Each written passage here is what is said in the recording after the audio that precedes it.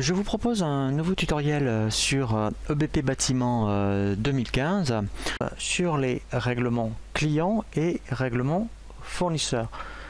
Nous verrons plusieurs méthodes pour procéder au règlement. Dans un premier temps, nous verrons comment régler une seule facture et ensuite comment, lorsque vous avez plusieurs factures pour le même client, le client vous envoie un seul règlement et c'est à vous en fait de sélectionner toutes les factures par rapport au règlement que vous avez reçu. Première façon, la façon la plus simple, on va dire, c'est de procéder au règlement d'une facture. Alors, ça marche aussi bien pour les clients que pour les fournisseurs.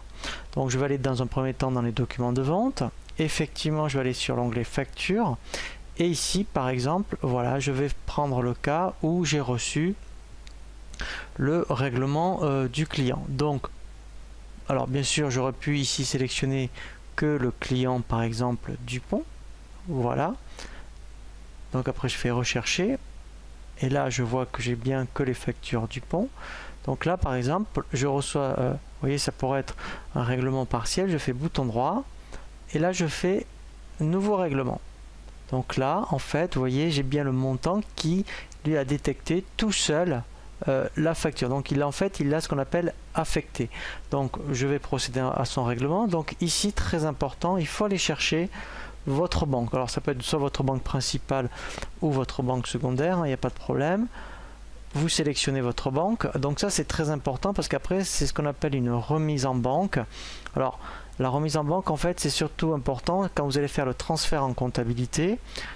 Eh bien, en fait, votre règlement de la GESCOM va bien passer sur EBP Compta ou un autre logiciel de comptabilité si vous avez transféré vos écritures. Donc là, ça me convient. Donc vous voyez, comme il est en bleu, c'est bien affecté. Je fais valider. Voilà. Et là, en fait, il m'a bien procédé au règlement. Nous allons voir maintenant un deuxième cas de figure. Lorsque un client vous envoie par exemple soit un chèque, soit une traite globale de plusieurs prestations que vous avez fait dans le mois.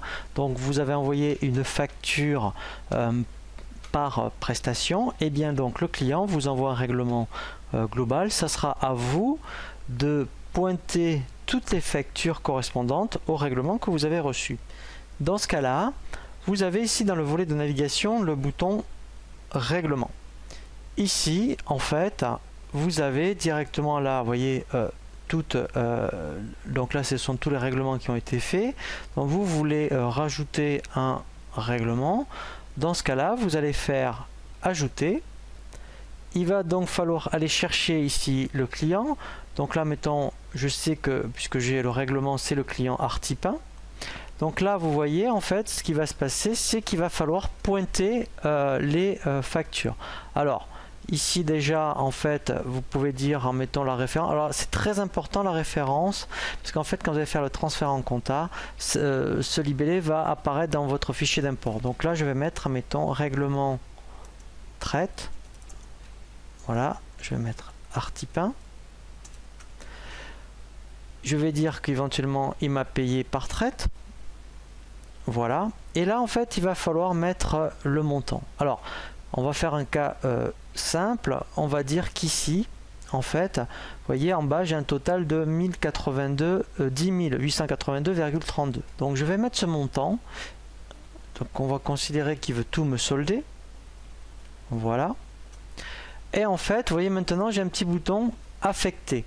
Donc il va falloir en fait sélectionner directement, voilà, voyez, les factures qui correspondent à mon montant.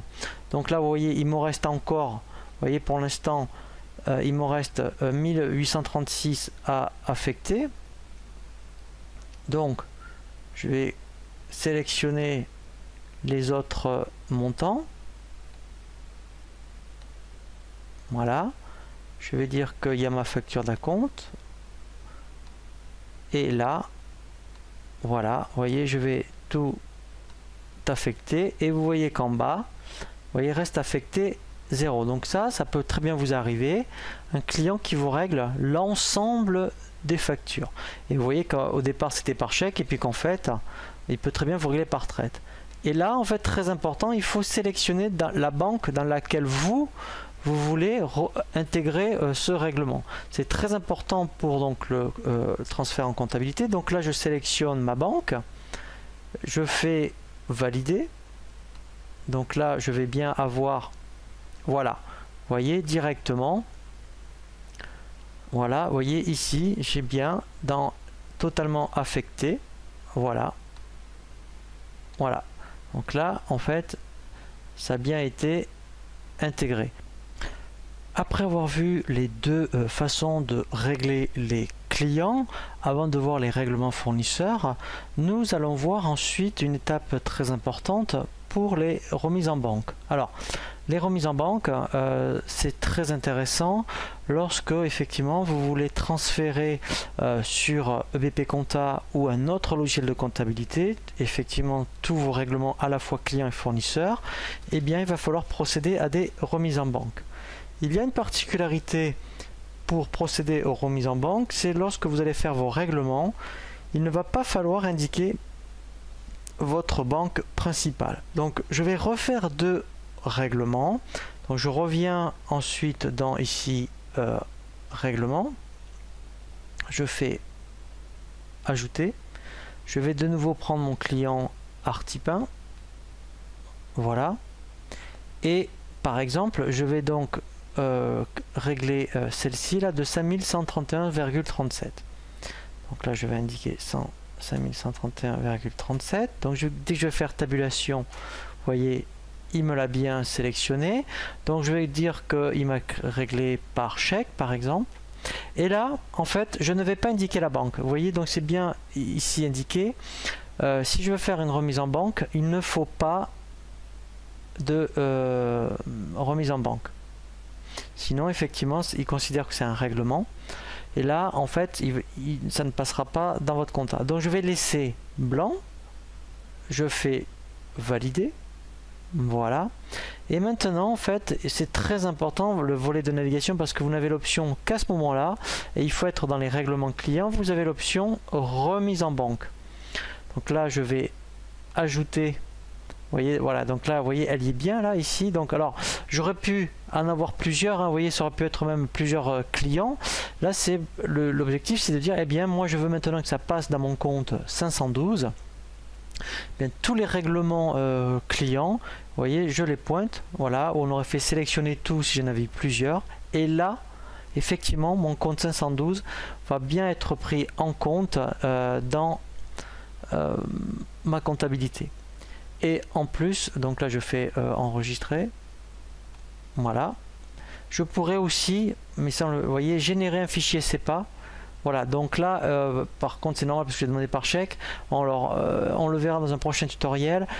Pour tous les clients que vous avez indiqué virement, si vous avez bien indiqué les coordonnées bancaires dans la fiche client et vous au niveau de votre banque les coordonnées bancaires, eh bien on peut générer des fichiers CEPA.